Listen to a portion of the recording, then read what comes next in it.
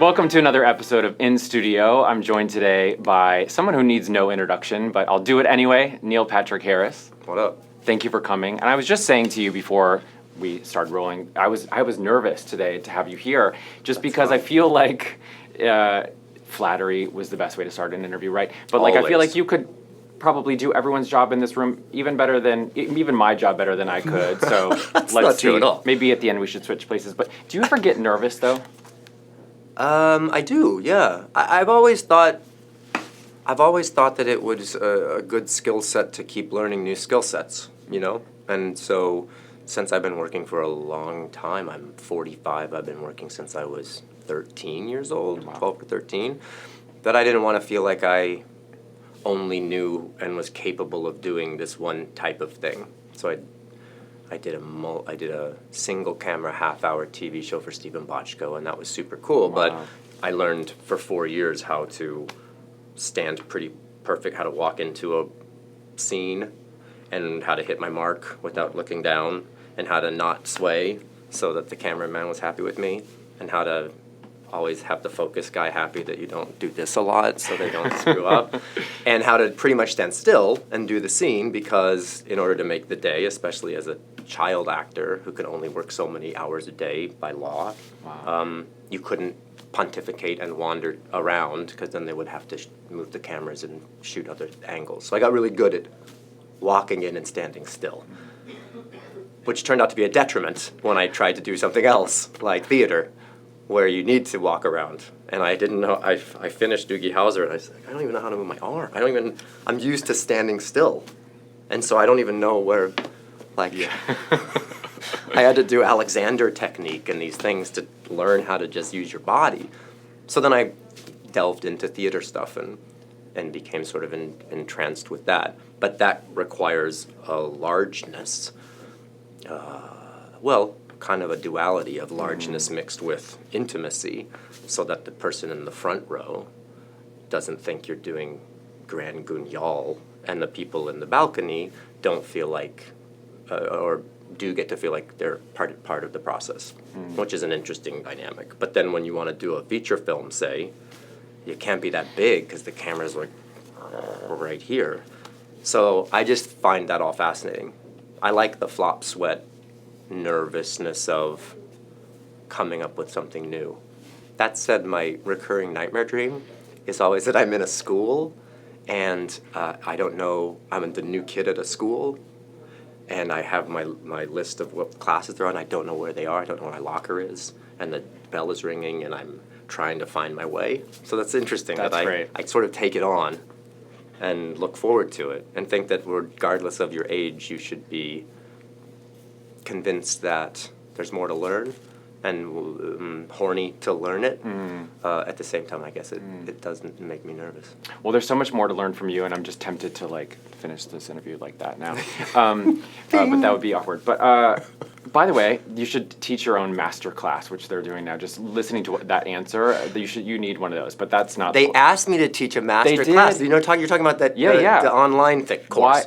What would I teach? This was like an acting master? That doesn't make any sense. You just unpack that answer you just gave, and that would be the syllabus of moving your arm, like movement, and for the stage. I mean, we'll get back to that. How to do a bunch of different things. Yes. Sort of. But by Neil Patrick Harris. Award-winning results, which we have to talk about later. But we have to talk about why you're actually here, which is a series of unfortunate events on Netflix. Congratulations, by the way. Thanks. I know the third and final season was on Netflix at the start of this year. I have to just ask you, I mean, first of all, are you nervous? But second of all, the next question is just emotional questions. Are you sad that it's over? No, I'm not sad that it's over. And I would really only say that in this context, because if I said that on a talk show or a chat show, it would elicit a laugh, as if I was glad that it's done. And I'm not glad that it's done, but we all worked really legitimately hard in a very full body and exhaustive way to make 3 seasons of this show. To have every book in Daniel Handler's 13-book canon be split into 2, part 1 and part 2, of 12 of the books, and then the 13th book was just a single one called The End. that was all intentional. So we were running, like we were sprinting a marathon, but we knew that there was an end to it, a finish line. So we were all pretty beaten up and exhausted. I mean, we filmed it in Vancouver, British Columbia, which is amazing. My family lives in New York, which was a lot of airfare, red eyes, which was kind of grueling. There was 2.5 hours of prosthetic makeup every morning. So if I was first up at 7 a.m., I had to get there at 4:12. Wow. So there was a lot of logistics that were complicated. But the sheer fact that Netflix respected this content as much as they did gave it the financial resources and the artistic freedom to allow everyone that was creating it to really create it with capital letters. I've never ever seen anything like that on that level, and I'd be surprised to see it happen again. To honor this content, right? That's for kids, but not really. It's dark and acerbic, and it's kind of scary, and the narrator's dour. Patrick Warburton's very serious, so it's not kids' fodder. And every episode was expensive, filmed on sets that were completely, fully realized. The production value alone is pretty astonishing for any show. Yeah. And then to give us these 3 seasons to let us do this thing and proudly stumble away at the end of it, I'll look back on it with great appreciation and pride. Yeah, and as you should. I love your description of it, where you say it's like an art piece that can sort of sit there on the shelf and be consumed by audiences, and it feels timeless, and it looks so beautiful. But you mentioned, and yet it still loses the Producers Guild of America award to Sesame Street. I can't believe that. Can we talk about that for 20 minutes? We can talk about that. I do want to ask you about Sesame Street, because you've been on Sesame Street. I love too. Sesame Street. Yeah. I watched them. I've been on You've the been show. on the show. Yeah. Producers Guild, from production standpoint, No, it that's doesn't laziness. compare. Yeah, and well, I'm upset about it. you should. Yeah, I understandably so. I We mean, lost the Emmy to Sesame Street, and that's okay, because Sesame Street's great. it's The an Producers institution. Guild. Yeah, they should respect that. Girl. Yeah. Well, the frustrating thing that I found is just that it competes in the children's categories, just because it's not. It's there's something there for everyone. I found when I was watching it, I had to pause a couple of times to catch all of the jokes, because it's so fast, Sure. It's so acerbic, it's so funny, it's really rich. It moves like at lightning speed sometimes, through scenes and characters' lives. It's so well done, and Barry I think Sonnenfeld's edict was faster, flatter, better. So he just wanted people to talk very quickly, but without a lot of spin. yeah. So when you look at the season 3, like the penultimate Peril episodes that take place in this hotel denouement, and all the previous casts of characters have come back, it is very, very fast. It's worth rewatching or pausing and rewinding just to catch certain things that have been said. And I appreciate Netflix on a myriad of levels, but one is I know that they have thought a lot about how to recognize this show, or how to try to recognize this show, and they looked at all of the different options, because it's not really a comedy, but it's not really a drama. I mean, they have dramatic shows that are fully that, and so if you tried to promote it as a comedy, you're competing against Mrs. Maisel Right. and Glow. is like some unbelievable, hilarious shows. And while this show's funny, it's unique. So Yeah. I think they steered towards children's, but then you're competing with Fuller House and Sesame Street, which is kind of apples and oranges. I literally don't mean that just disparaging. It's just the producers one hurt my soul. Yeah. By the way, do you know that there's like a sci-fi.com like ranking of Neil Patrick Harris's costumes on this series? And For real? and it was good. It was a nice refresher for me to remember all of the costumes that you wore throughout this, because I just watched season 3 as a refresher. Sure. But you wore some great things. So I'm curious, do you have a favorite? They were all pretty intense. I got to play Olaf for a while, then I turned into Stefano. and he had a long beard, big, thick, super thick glasses, and I wanted to do the really thick glasses so that it made my eyes really big when you looked through them, but in doing so I couldn't see anything. Oh, wow. So I had the option of either wearing contact lenses to counteract that, but then when I wasn't wearing the glasses, everything was really weird again. So when I had them on, I couldn't see anything, which is kind of fun. And I shaved my head bald. That was disarming. Oh, Watched wow. the Tony Awards that year. Yeah. It's shocking. Then after that, I played Shirley St. Ives, and she was a redhead, gorgeous hot mess, and that was fun. A lot of padding, hip padding, Spanx, boobs. At home in West Hollywood or in Vancouver?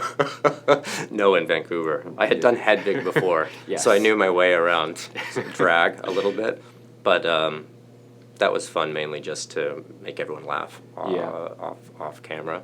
Then there's American Tourist Dad, Gunther, some other Gunther great- was really fun because he was a Gautier type of person, but everything was very rigid.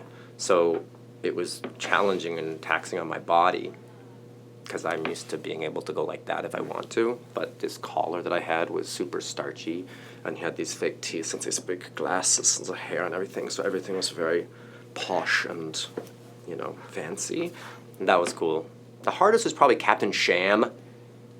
He was he had a peg leg and big other false teeth, like wooden teeth. They were practically carved, and a eye patch. So with the eye patch, I didn't have much peripheral vision. My depth of field was odd, but the peg leg was very strange because we just yanked my leg up. So they created this harness, and then my foot had a sock that was Velcro, and then my foot would essentially just attach to my butt, Right. and then we'd just cinch it all up so that it was really torqued up. I'm pretty flexible like that. And then I would just put my foot, my leg, and my knee in this actual peg leg Wow. situation.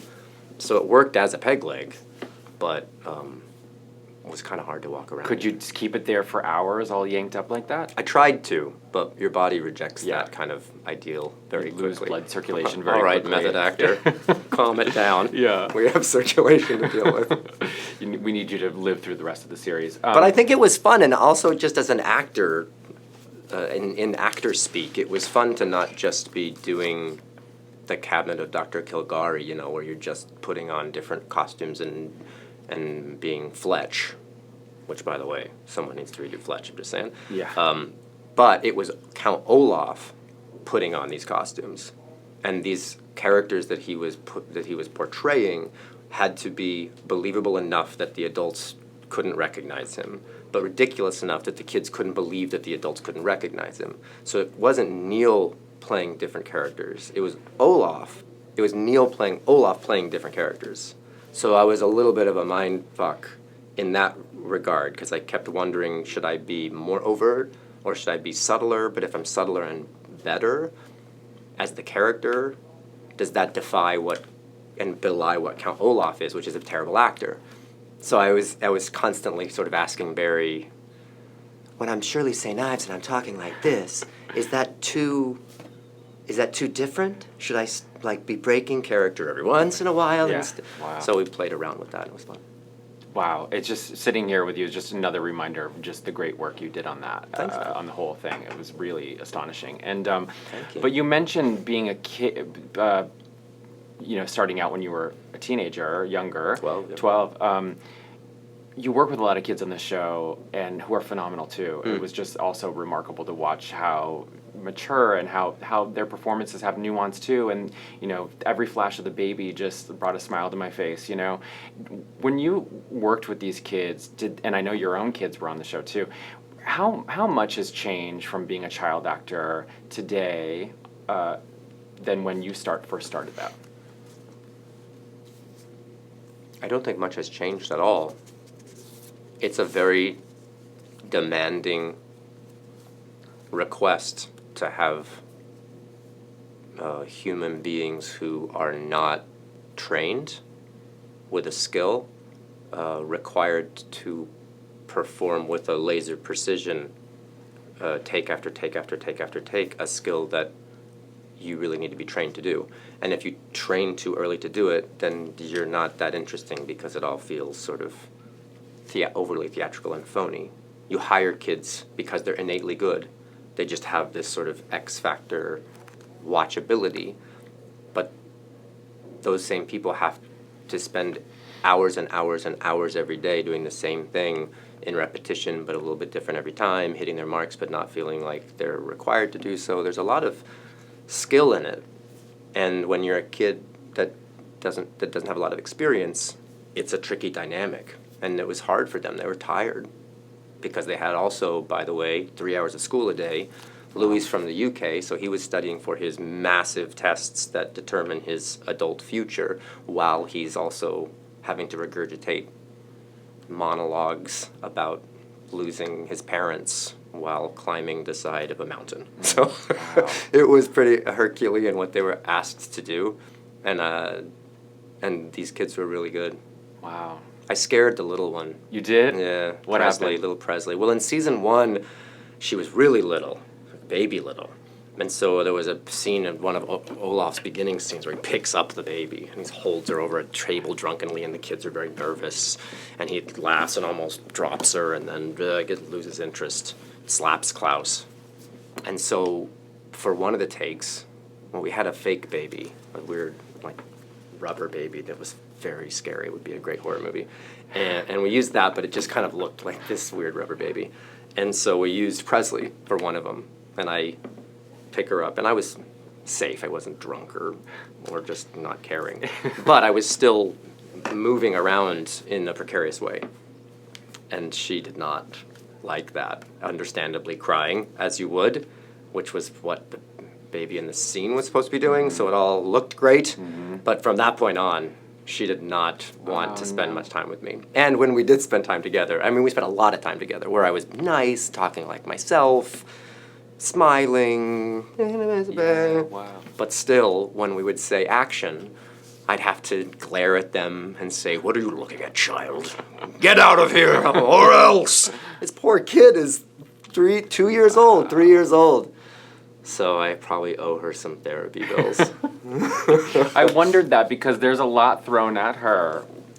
You mentioned Barney Stinson. I'm somebody, when I go home, sometimes from work, this feels very vintage, but just to turn on the television and see what's on, to sort of just decompress from the day. And often How I Met Your Mother is on, and it's still fantastic. It's on the TV all the time. I hope you're getting paid for that, number one. Number two, do you think, what is so interesting to look at Barney Stinson from today's lens is, like, do you think that that a character like Barney Stinson could be written today, in today's environment? Sure. Well, the structure of How I Met Your Mother was a big flashback story that future Ted is telling his children.